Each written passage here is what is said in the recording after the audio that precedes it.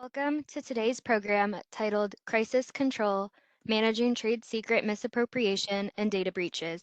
All participants are in listen-only mode. However, you are encouraged to submit questions throughout the presentations using the Q&A box on the right-hand side of your screen. For those interested in obtaining CLE credit, a code will be read later in the presentation. Please write this code down as it will not be repeated and is required for the CLE credit request form. During the presentation, you will also see a slide containing a QR code that can be scanned to access and submit your request for CLE credit. You can also find a link to the request form in the connection details email you recently received. Copies of the program's recording and materials will be distributed to all attendees in the days ahead. At this time, I would like to turn it over to Jay, Dawn, and Kevin. You may begin. Thanks, Next Sheila. If we can advance to the next slide, obviously this is not legal advice. We will briefly introduce ourselves. My name is Dawn Mertnight. I'm a partner in Seyfarth's Boston office, where I am the local lead of our litigation group here in Boston. And my practice for the last several years has been almost exclusively dealing with trade secret misappropriation and restrictive covenants litigation, and not just litigation, but also advising clients as to how to protect their assets, how to hire from competitors without getting into hot water. And I'm happy to be here today. So then we'll kick it off to Kevin. Thanks. So my name is Kevin Mahoney. I'm a partner in the Chicago office of Seyfarth. Like Dawn, my practice is almost entirely at this point focused on trade secrets and restrictive covenants, which often go hand in hand, but not necessarily always. Not only on the litigation front, but also talking about some of the things we'll be focusing on today about what can companies and employers do on the front end to avoid this kind of litigation and avoid these kind of risks. Thanks, Kevin. Hello, everyone. My name is Jay Carl. I'm a partner at Seyfarth here in Chicago. I chair our firm's data law practice, which combines privacy, cybersecurity, information governance, e-discovery, and data analytics. And Sela, if you could go on to the next slide, please. We're excited to talk to you today. We've got what we think is a really interesting topic. So, trade secrets and data incidents can strike, without warning, and it's really important to be prepared. And there's a lot of overlap between the protection of trade secrets and what to do in a misappropriation situation, and overlaps with like cybersecurity incidents. And so we want to talk about that with you today. We're going to talk about it in three main sections. We're going to cover the risk landscape, like why this is important, why you should care about protecting your confidential information, right, and the value that it brings to the organization. Kevin's going to cover a lot of the legal framework, like what are the updates in the law right now? What does the law require you to do to protect that information, right?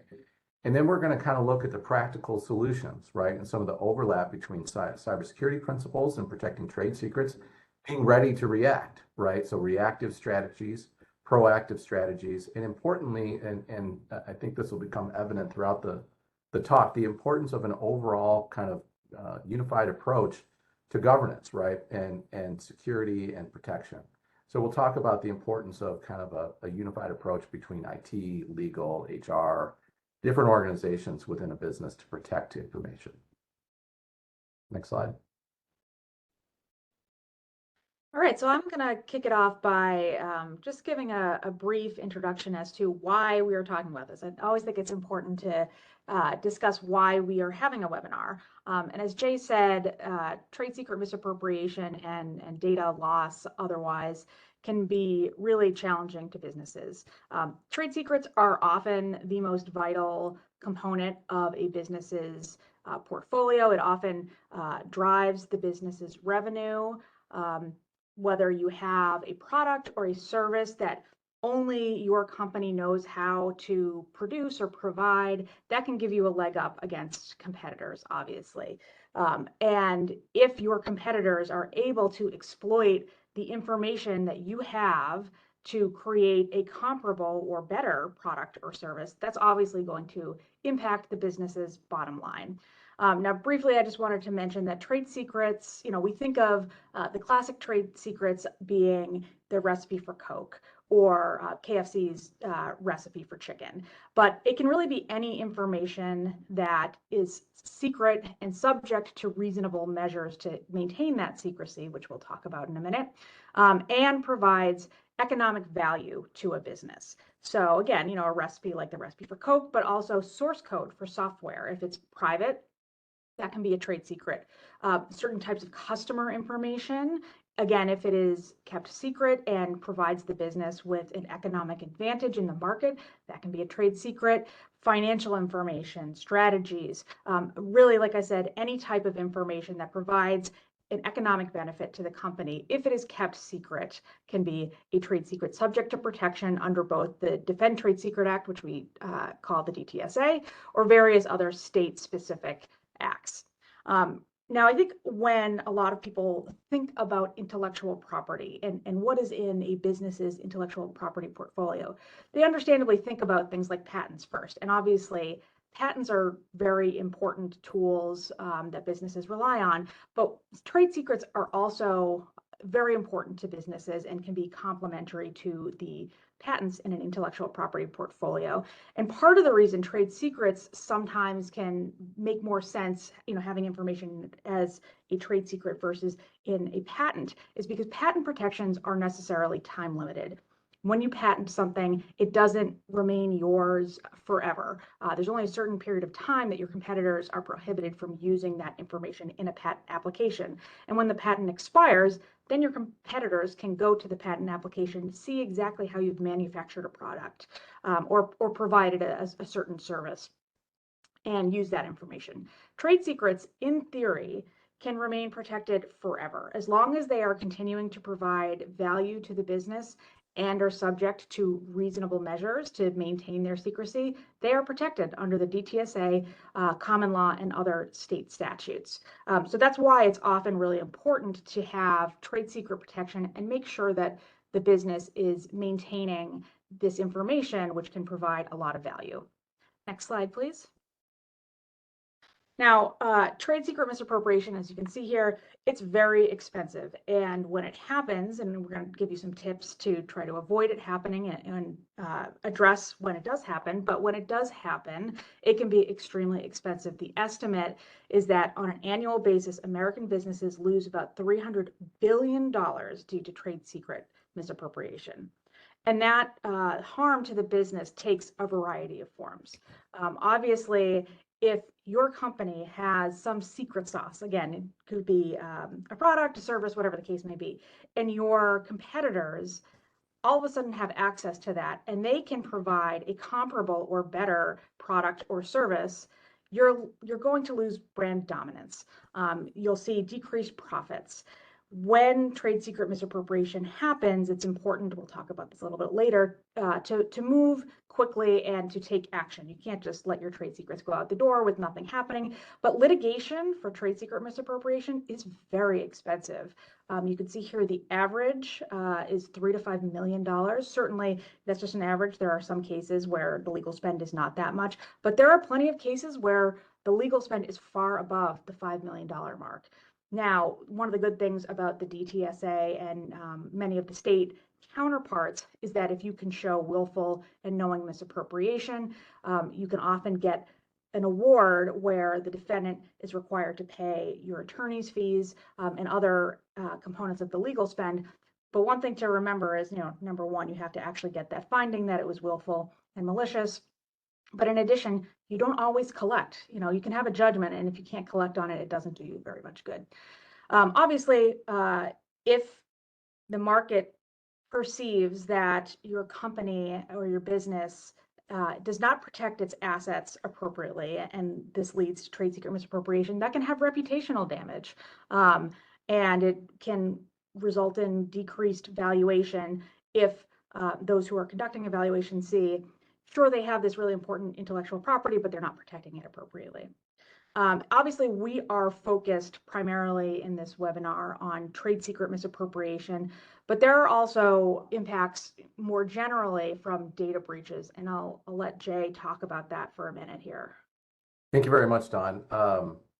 Yeah, I mean, if we think practically about like situations in which trade secrets could walk out the door, oftentimes when we're working on these cases, we also think about a more cybersecurity oriented data breach, right? So, trade secrets may leave the organization, right? And we need to fight to protect them.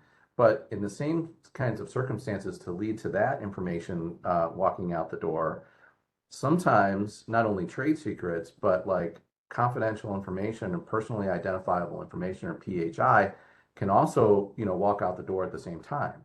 So think about the situations where somebody has kept a laptop computer, right, or some sort of storage medium, right?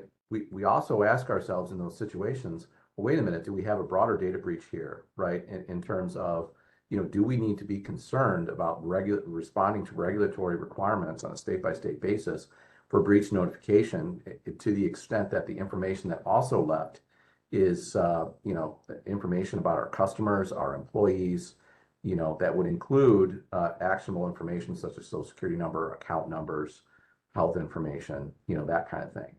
So, not only are we looking at like the potential loss of trade secret information, the value that's there, and potential litigation and those costs, but to the extent that a real data breach happens, right, in terms of PHI and PII, there can be additional reputational damage there because breach notice is going to be required, right?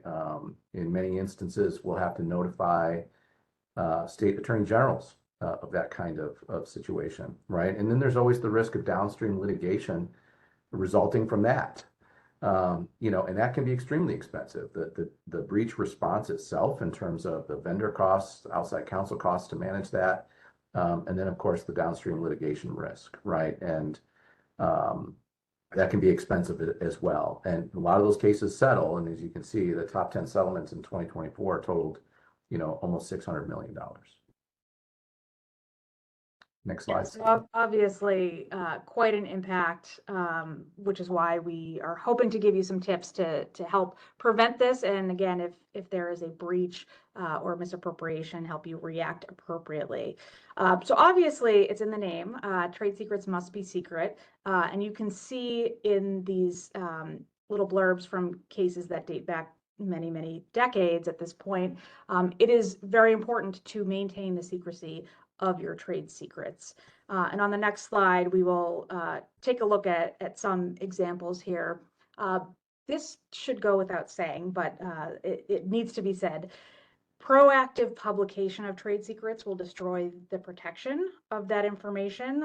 Again, it seems obvious, but you would be surprised how many times a plaintiff will bring a complaint and allege trade secret misappropriation. Let's say they're complaining that a former employee took customer information, and that is trade secret information. And then the employee defendant says, you list all of your customers on your website. That's a problem. And same with information provided during earnings calls, information provided to journalists, let's say for news articles. Again, it should go without saying, but that's something to think about.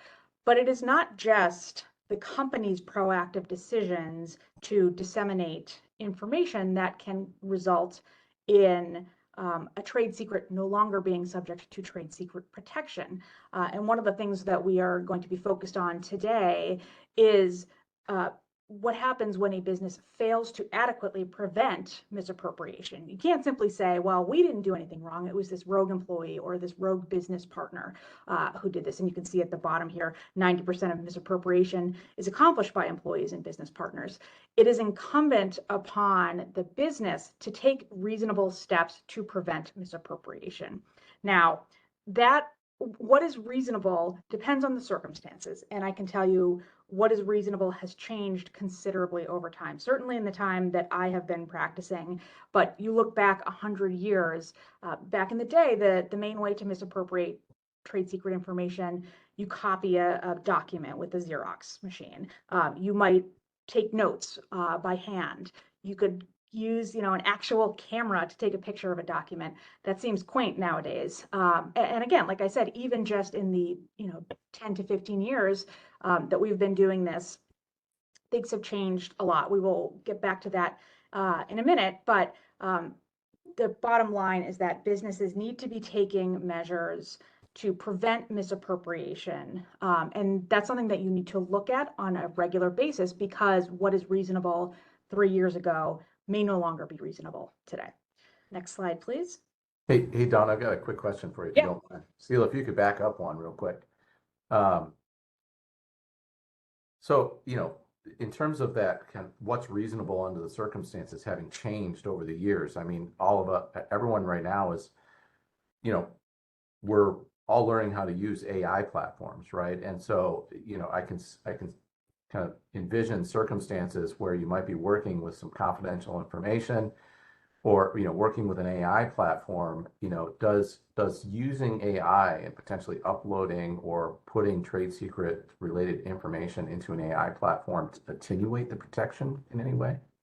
So I think, and Kevin should feel free to pipe up, to the extent that employees are inputting confidential information to AI systems that are open, that I think would certainly defeat trade secret protection in many cases, because if it's an open system, the system is learning based on that input and then could potentially be extracted, whether by nefarious actors or even innocent actors. One thing I will say, this is a good example, Jay, of what is reasonable today may not be reasonable in 2 years. I think we may not be at a point just yet where courts are expecting businesses to have an AI policy. And if you don't have a policy that says, hey, employees, you really can't be inputting confidential information into, Copilot or any of these other AI systems, ChatGPT, then that's going to be considered maybe unreasonable. I don't think we're there today, but in 5-10 years, I certainly think that's going to at least be a factor. I think judges are going to say, did you have a policy? Did you tell your employees that these AI systems are not, at least some of them are not secure, and you shouldn't be typing in questions that rely on confidential information? I do think that is going to be something that we will see in the future. Yeah, I think at least the concern that's been raised a lot for us is, if my employee types into ChatGPT, hey, write me an email to customer X, here are the figures that we're quoting for them, and write me a letter back, can somebody else now query that customer's name and get the same information? And everything is so new that I don't think courts are necessarily going to say, well, it's publicly available now, because nobody knows exactly how that large language model is going to work. So I think the importance right now on that AI front is, do you have a policy? Are employees aware of the policy? Is the policy reasonable under the circumstances to protect against that sort of risk?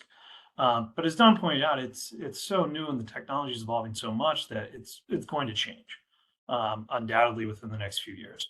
Or if a business is using a closed platform, right? That's right. Basically kind of specific to their organization. Right. Thank you.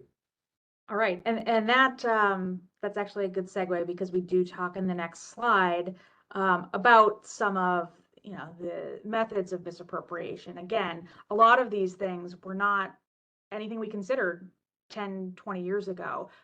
Today, a lot of what we see is forwarding information to private email accounts. You send it to your personal Gmail, for example. USB devices, we see this a lot, that employees on their way out the door will transfer files to a USB device, and then they don't tell the company that they have it on this separate device. Uploading to a shared drive or downloading from a shared drive, that can result in the individual having access even after they normally would not have access. Again, there is still some old-fashioned methods of misappropriation, but we just don't see them as often nowadays. People tend to be more savvy, and they understand that there are some ways to get information more efficiently, and that's dangerous for our clients. One thing I did want to mention is that it's not just the rogue employee who can take your confidential information. Sometimes, this is a good example of technology changing a lot. Prior to 2020, most employees were not working remotely.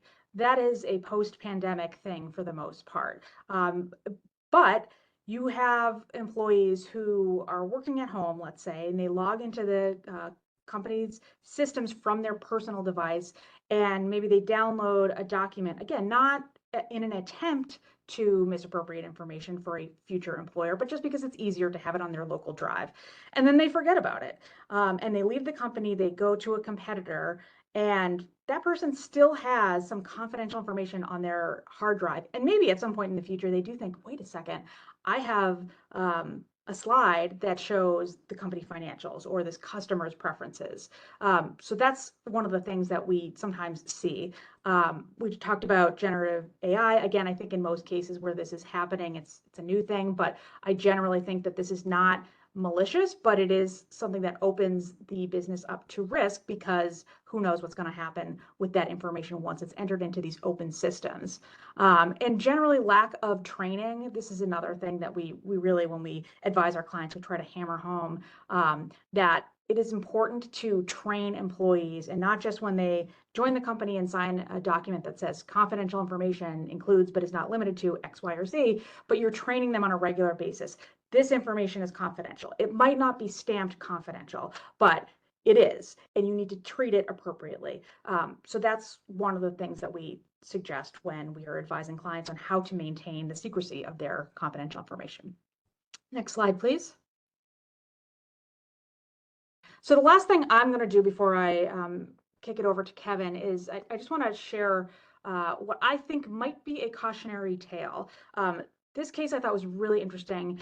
It made huge headlines last year because the case went to trial. It was a trade secret misappropriation case that was tried in the District of Massachusetts here in federal court. And it was the largest jury verdict to date under the DTSA. The verdict was $452 million, and you can see here that's broken up into $170 million in compensatory damages and $282 million in exemplary damages. So that's, again, huge headline, made a lot of news, not just here in Boston, but all throughout the country. But this case is on appeal. And I think that there is a chance that this verdict is going to go the way of the dodo. And the reason I think that is because early in the case, the trial court judge issued a preliminary injunction related to use of trade secrets. And the defendant appealed that injunction. It was appealed to the Federal Circuit because at the time of pleading, there were some patent-related claims as well. The Federal Circuit in June of last year overturned the injunction, and the Federal Circuit had a number of issues that they took with the trial court's injunction order. But one thing that I thought was really interesting and might be some foreshadowing when it comes to the appeal, the current appeal, the court noted that the appeals court noted that the trial court judge had not considered when the statute of limitations for trade secret misappropriation started to run, because there was actually a surprising number of documents in the record that showed that the plaintiff, Insulet, had suspicions in 2018, 2019 at the latest, that the defendants, EOFlow and a bunch of their employees and related entities, had misappropriated Insulet's trade secrets. And they didn't really have enough to win a PI at that point. But there was clearly some suspicions and some discussion inside the company about, this device looks very similar to our device. I wonder if they have our confidential information.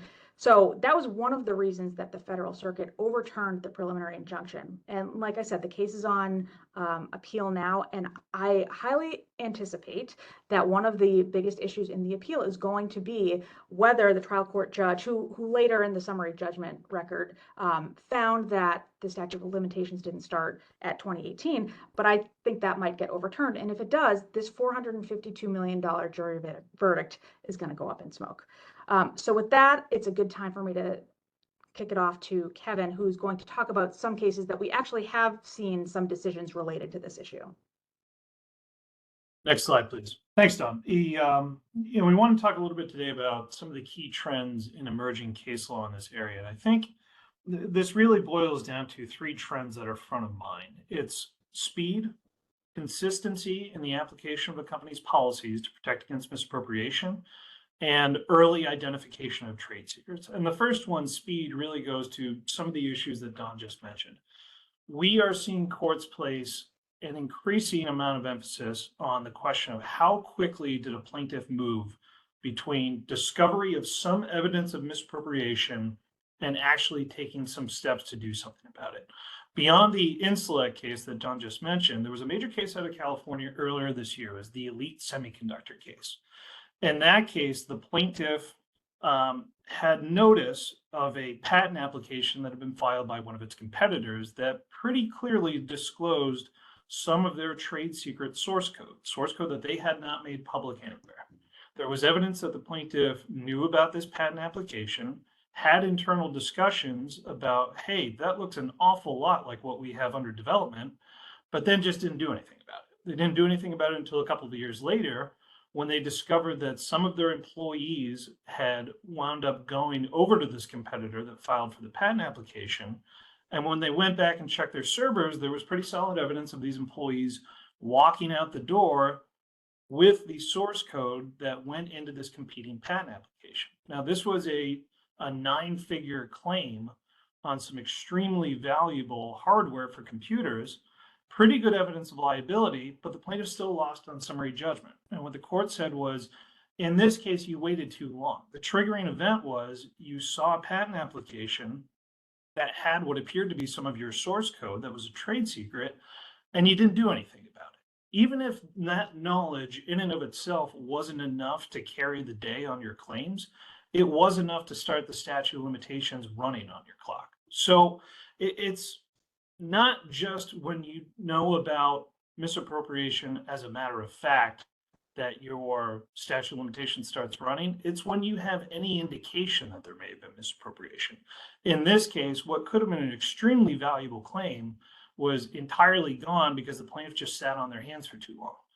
So if you have an employee whom you know has walked out with some confidential documents, and you decide at that point it's not worth it, we're not that worried about this particular individual, we're not going to pursue it at this time, your limitations clock has started running at that point. It's not years later when you find out that they went to a competitor and actually used it.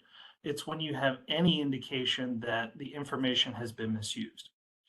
Beyond the statute of limitations, and I think, Don, you'd agree with this, and most other practitioners in the area, a lot of these cases are won or lost at the injunction stage. Once the information is out there, it's tough to claw it back. And in trade secrets cases, it can be challenging to prove damages. So there's an enormous emphasis on seeking an injunction early on in the case. Courts are increasingly looking to how quickly did you move between discovery of your claims and seeking injunctive relief. There's no hard and fast rule on this, but I would suggest to anybody on this call that if you are measuring that period of time in between discovery and actually seeking a TRO in months rather than weeks or days, you're pushing the envelope on waiting too long where you're going to be barred from getting an injunction at the outset of the case. I included 2 cases, one from Florida and another one from California, both this year, where a plaintiff was allowed to pursue an injunction despite having delayed a couple of months, but both courts noted it was an awfully close call on the matter of delay. In that case, the only reason the plaintiffs were able to pass that hurdle was because they explained what they had been doing in the interim. I don't mean to suggest that as soon as you have some indication of misappropriation, you have to go in guns blazing without having done an investigation. But if that investigation is taking any sort of extended period of time, then you should be prepared to explain what the delay was if and when you go into court seeking an injunction. Next slide. Real quick, Kevin, there was a question that came in that I thought would be good to respond to now before we move on. And the question was, what would stop the statute of limitations without starting a case? For the statute of limitations, it doesn't really stop. Once the statute of limitations starts, you have, I think under the TSA, it's 3 years or 4 years, depending on if there's state statutes have different limitations. But then you have a period of time that you need to conduct your investigation and decide pretty soon whether you're going to bring a case or not. And again, as Kevin just said, that's different from whether you will get an injunction. It may be that you bring a case within, let's say, 6 months. That's well within the statute of limitations, but a court might find that for purposes of injunctive relief, that was too long. So it's not that you can't bring your case, you can't try to get damages. You certainly can do that after 6 months, a year, 2 years, but you might not get an injunction. So if you have an inkling that there is trade secret misappropriation going on, it is incumbent on the company to take steps and investigate. And at some point, they have to decide whether they're going to bring a case or not. I think that's exactly right. I would emphasize just the problem is when you don't do anything. As long as you can show that you did something, then you can argue that the statute of limitations should have been told. To use that employee example, if you've got an employee who walked out the door with confidential documents and you go to them and do a remediation and clean the documents out of their personal email, but then find out years later, oh, that wasn't the only copy, I tend to think that you're probably okay on statute of limitations grounds at that point. It's when you don't do anything, when you think that there may have been misappropriation, that courts are increasingly saying, well, you had a pretty good idea that there was misappropriation here, you just didn't do anything about it. That's going to be a problem going forward. Beyond those early detection questions and the issue of how quickly did you move on the information you have, I think another key trend that we're seeing is courts focused on it's all fine and good to have a policy against misappropriation or a policy regarding trade secrets, but what did you actually do to follow through on it? In other words, it's great that you have a policy that employees are not allowed to send documents to a personal email account, but courts aren't giving plaintiffs the benefit of the doubt on that. They're increasingly looking to, well, did you actually enforce that policy? Did you instruct employees going forward that they shouldn't do that? Was there anything in writing?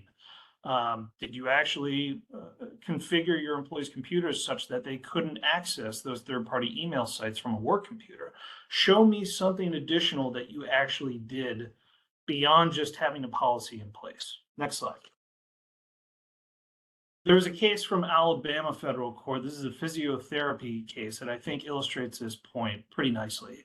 In this particular circumstance, there was an employee with access to some fairly critical customer information about a particular market that a competitor of the plaintiff was trying to break into. The evidence was great that the employee took that information. They were trying to get a job with the competitor at that point, put it into a presentation, and gave it as part of their pitch for hiring to this competitor. Again, pretty good evidence on liability.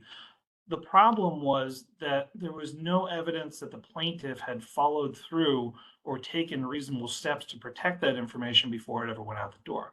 The plaintiff in this case ended up losing on summary judgment, and some of the things that the court focused on was the lack of reasonable steps to protect information.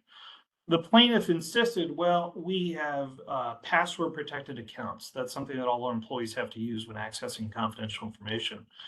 Court was not impressed. Court basically said those are table stakes at this point. That's just the normal cost of doing business. What additional can you show me? And in this case, the evidence showed that none of the information that was taken had ever been marked confidential. There was no evidence of any sort of ongoing training of employees on what confidential information was and how they should keep it confidential. And I think most fatal to the plaintiff's claims in this case was that some of the employees who had access to this information did not have confidentiality agreements in place. The court said, well, the confidentiality agreements on their own may or may not have been sufficient, but the fact that you didn't have them in place for employees who had access to this information, that's a problem. Next slide. Yellowfin Yachts, another case from the 11th Circuit. And again, this was a matter of a company had policies in place, but simply wasn't enforcing them. So in this case, again, great evidence of liability. You had an executive downloading hundreds of files just before his resignation with detailed customer information. And in this case, very technical design information on boats. These companies were both in the business of building yachts. The problem was in this case, and why it got kicked on summary judgment, was because the company hadn't followed through on any of the policies. They had a policy in place that the executive should have signed a confidentiality agreement, but when he refused to do so during the onboarding process, the company just let it slide. So he was allowed access to all that confidential information without ever having signed an NDA. The company had policies that the executive should not have sent any information to a personal account or downloaded it, but the evidence was pretty clear that, in fact, the company allowed him to do so, and not only allowed him, but encouraged him to do so.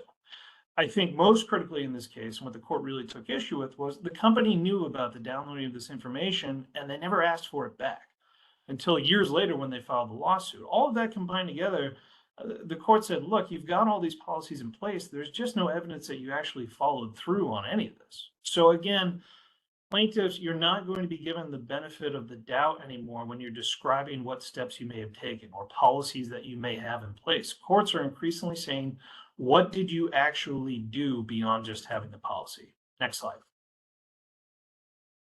I want to mention the BCO-WW case because I think this is one aspect of trade secret protection that gets overlooked a little bit. You can have all the protections in the world with your employees, but oftentimes these protections are overlooked when it comes to information that is shared with vendors and third-party contractors. In this case, again, rock solid evidence of liability against a partner who left with confidential client information. What the court took issue with was that the same information was being shared with the company's vendors and contractors via unsecured means and without requiring those third parties to sign any sort of confidentiality agreement. There was no evidence that they even told the third-party contractors verbally that this information could not be shared. So again, it's all well and good to have protections in place for your employees, but if you are the owner of a trade secret, you need to be asking yourself, well, are we sharing this information with anybody else who is not under an NDA or that we don't have some measure of control over?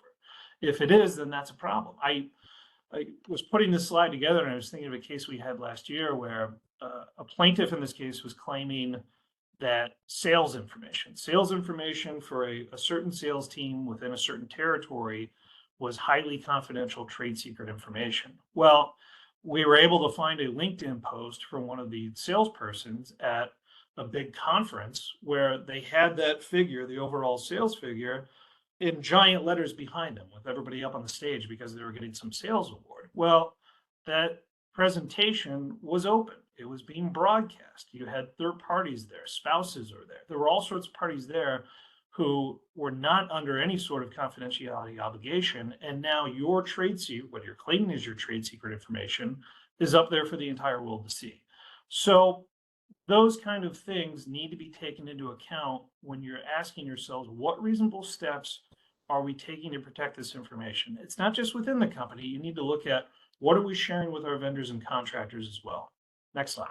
Hey, Kevin, I just actually had a quick thought there while you were kind of talking about that and the non-disclosure agreements. I mean, I think also potentially another potential source of information that could potentially be used to show how you protect that information in terms of your agreements with third parties, not only the NDAs and what you require, how you require them to handle that information, but also what is common in agreements with third parties these days are certain cybersecurity requirements and disclosure requirements regarding the third party's internal cybersecurity controls and access permissions and how they do that and reporting requirements.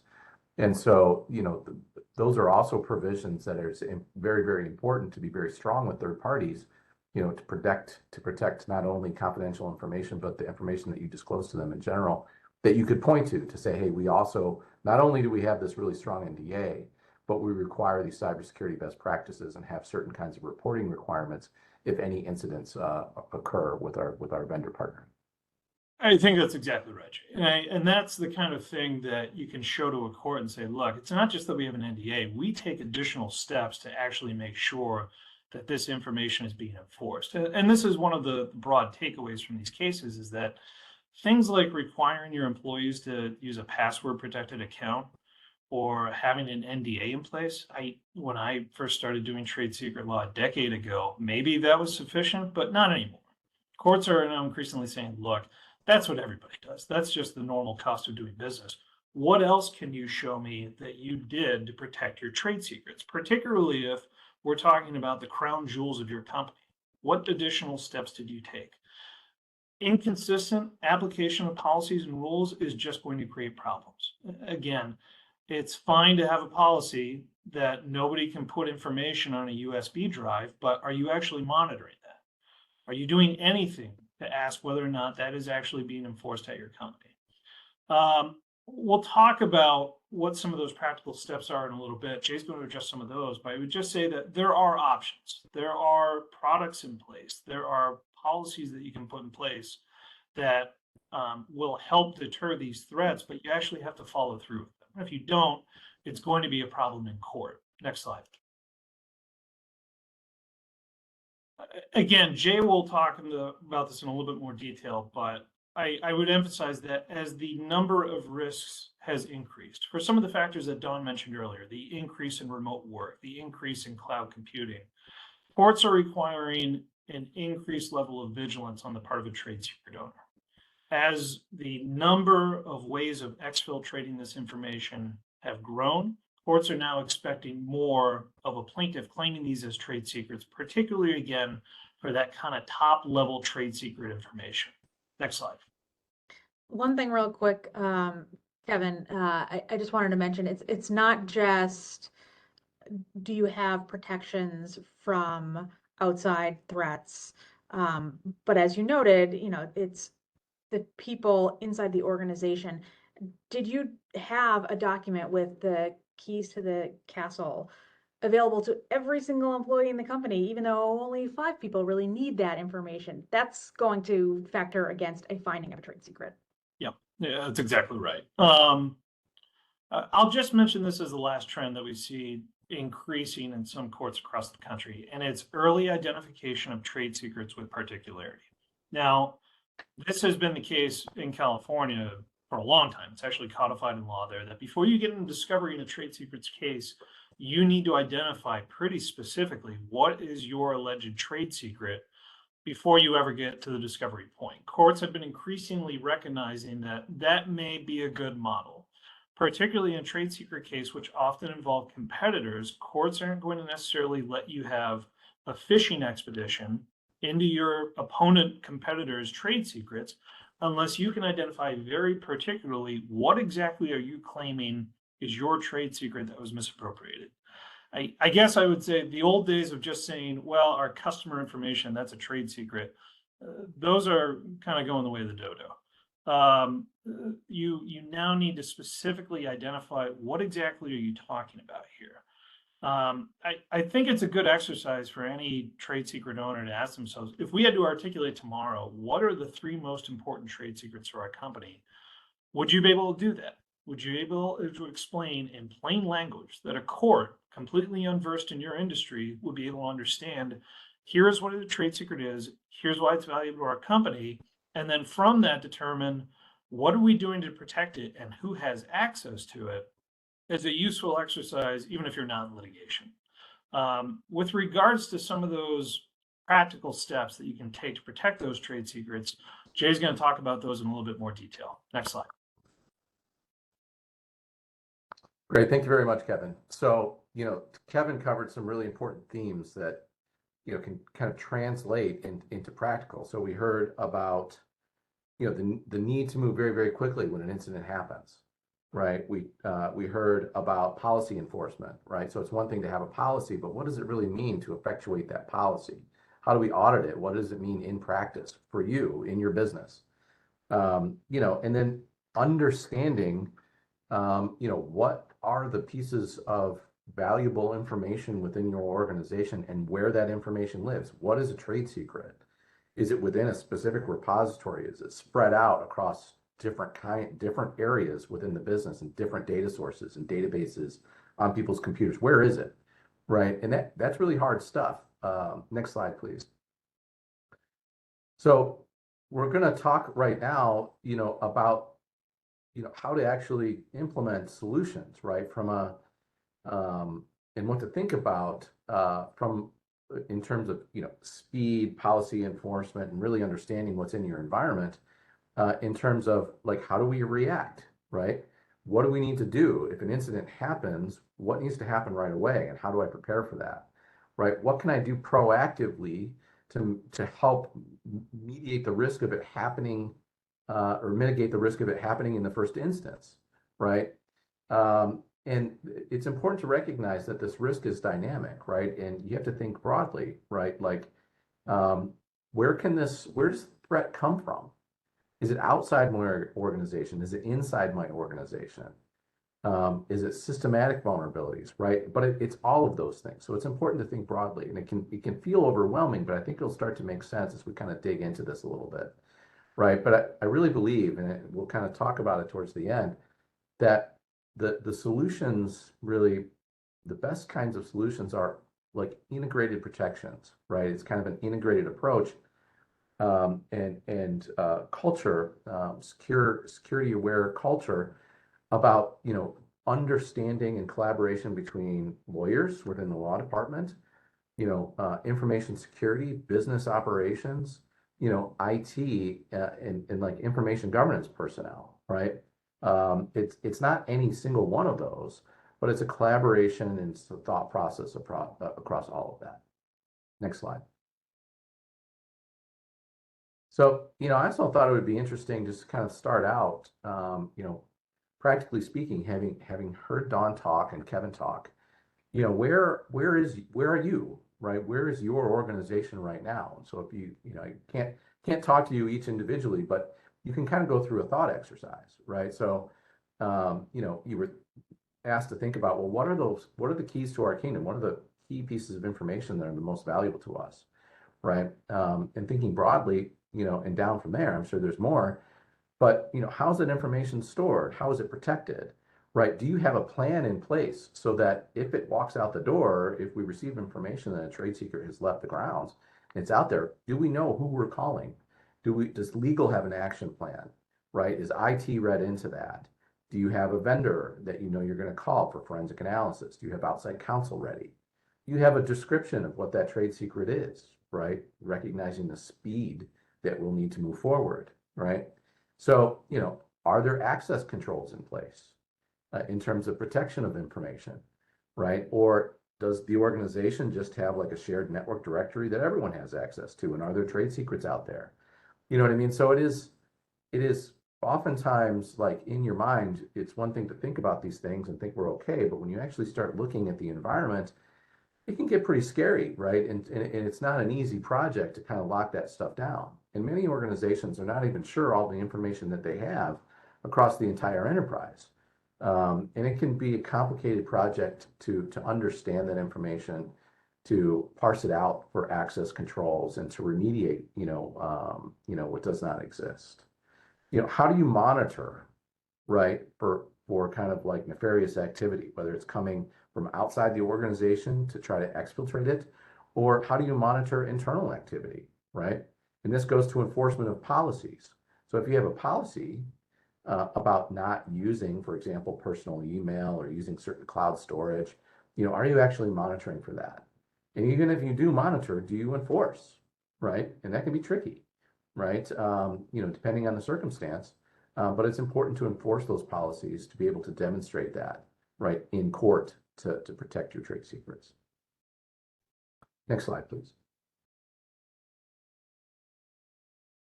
So one thing that's really important is to have an action plan, right? Incident response requires, coordination, alignment across legal, IT, HR, potentially leadership, outside counsel, vendors, so any, I just can't stress enough how important it is to have a plan in place, right? And to test that plan as well, right? So we do this a lot in information in like data breach contexts and like cybersecurity kinds of contexts, but it translates very, very well, right, to trade secrets as well, right? Because it's the same kinds of things that might lead to an exfiltration event of confidential information, and not only like PII or PHI that might trigger like a data breach statutes in a response, right? The same kinds of events can trigger, the things that need to happen in order to protect your confidential information, in order to protect trade secrets. So, having an action plan, and it can even be the same incident response plan that is used for cybersecurity potentially, right? That has provisions related to how to handle misappropriation of trade secrets or when trade secrets are exfiltrated from the organization. Next slide. A really important aspect of all this, and part of the plan needs to be the prompt implementation of legal hold protocols, right? And I always like to talk about this a little bit in that there's a big difference between a legal hold process and the distribution of a legal hold notice. So the legal hold notice itself is just part of the overall legal hold process, right, to preserve information. There can be many, many things that happen in the background to implement a legal hold, right? And so, if we think that some event has happened that has led to information appropriately leaving the organization or being misappropriated, oftentimes it's important, and we want to protect that to initiate a legal hold process, right? So preserve email, preserve chat communications for relevant individuals. But it can also go beyond that, and oftentimes really needs to go beyond that within this context, and also within the cybersecurity context, to preserve access logs and like different kinds of logs. So think about VPN connections. Those logs might show how information was moving across the environment, right? Computer logs within individual employees' computers or on a particular machine known as a domain controller or file servers or different kinds of devices throughout the environment may maintain logs of certain users' activity within the environment that will show what they were doing at any given point in time and whether they were transferring information. So oftentimes that's far more important. It's that kind of evidence that's going to be able to show, allow you to prove up, what happened and what information was accessed by whom and what they did with it, and that they did something that they shouldn't have done in terms of moving it out of the organization or transmitting it to somebody that they should not have, right? So again, going back to planning and coordination with IT and information security, it's very easy for a lawyer to say, hey, we need to implement a legal hold. But the actual practical implications of being able to do that quickly to preserve all information that could be relevant to that circumstance is oftentimes a very difficult practical problem, for IT. So it's important to talk about that beforehand and to make sure that there are action plans in place for these kinds of scenario, right? You may have some organizations are going to have sophisticated IT security groups that will have capable tools and expertise in-house to be able to do forensic investigations, quickly capture forensic information, whether that's a full disk image of a computer, a mobile device, extract and analyze logs from, network routers, VPN endpoints, firewalls, website browsing activity, etc., right? Other times, you're not going to have that sophistication in-house, or maybe it needs to be augmented through a partner solution, right? So it's important to have those relationships in place. And overall, Hey, just real quick, I just wanted to make a short statement about, a little war story, so to speak. We've had situations where, let's say, an employee is suspected of trade secret misappropriation. They send back to the company a USB device. And if the USB device was forensically imaged properly and analyzed properly, you would have seen that, oh, they plugged this device into their personal computer on, January 15th, when they shouldn't have. But if somebody at the company receives the device and they plug it into a company computer, guess what? The metadata is now altered, and you're going to see that the last time this device was inserted into a computer is today, September 25th. And so just be aware of your organization's capabilities and don't assume that, it makes sense to start digging into things on your own. But I wanted to mention that because it's happened to me before, and it's a really bad feeling. That's a very excellent point, Don. When we're dealing with this kind of evidence, and in these cases, the metadata of the electronically stored information is oftentimes extremely important, right? And moving a file from one place to another can change the metadata. Certainly opening it can in terms of when it was last accessed and other pieces of metadata. So it's important to follow forensic protocols. Next slide.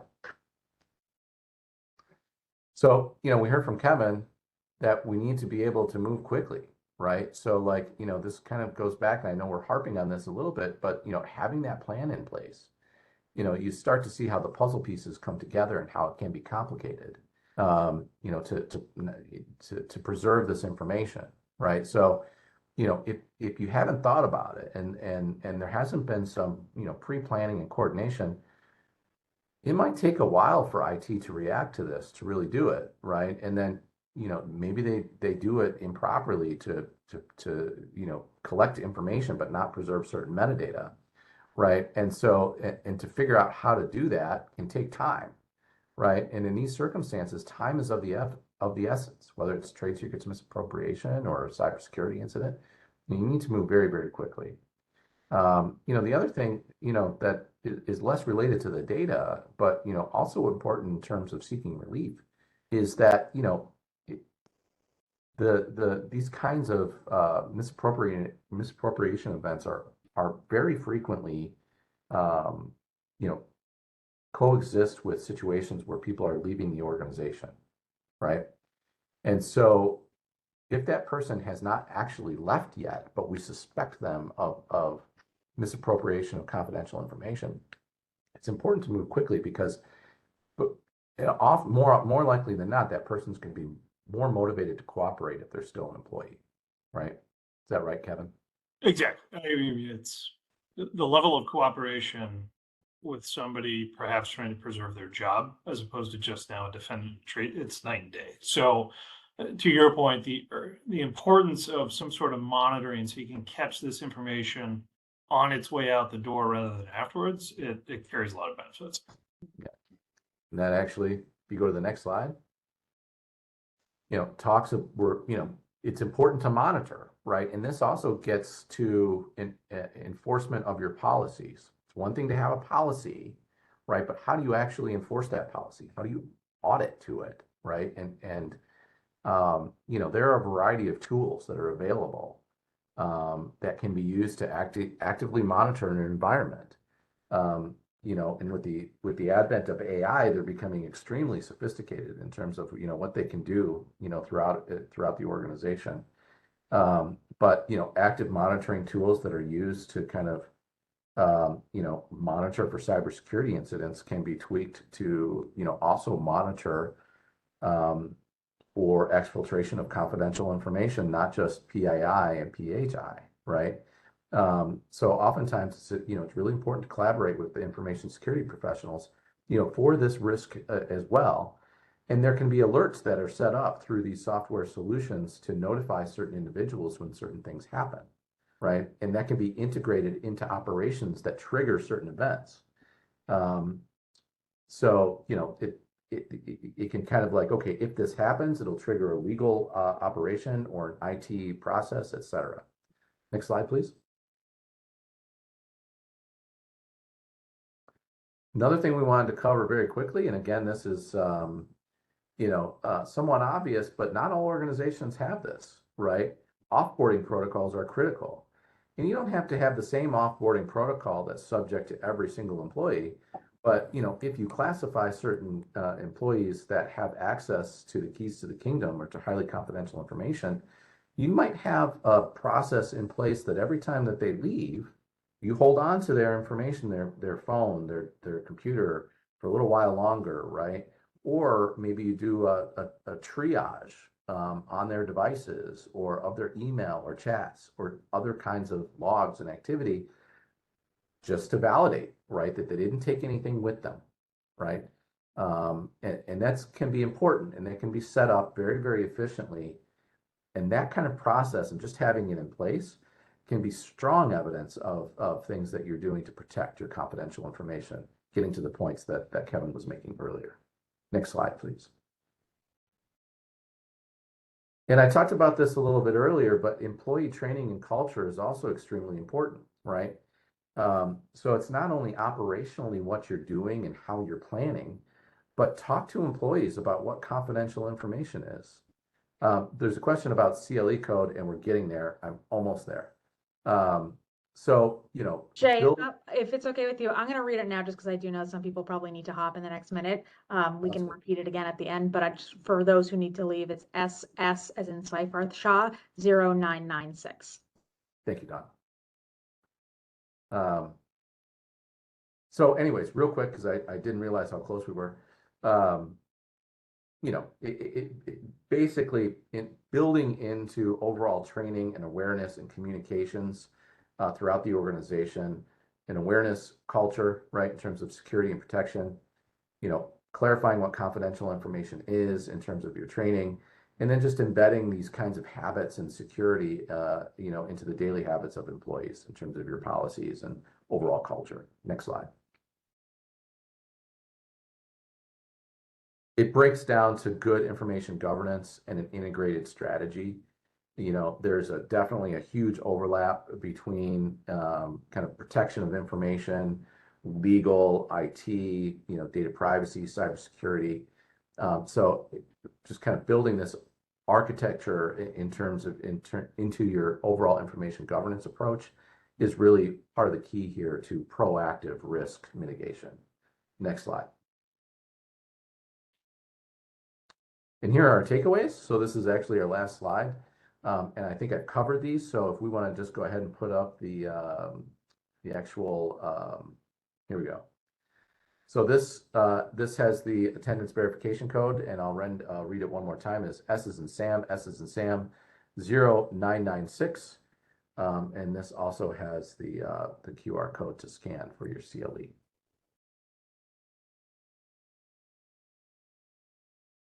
And with that, I think that we'll conclude the presentation. We want to thank you all very, very much.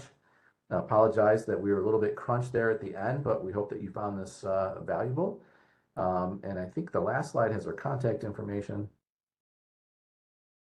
Feel free to reach out to any one of us. We'd be happy to answer your questions. Thank you all very much. Thanks, everyone. Thank you.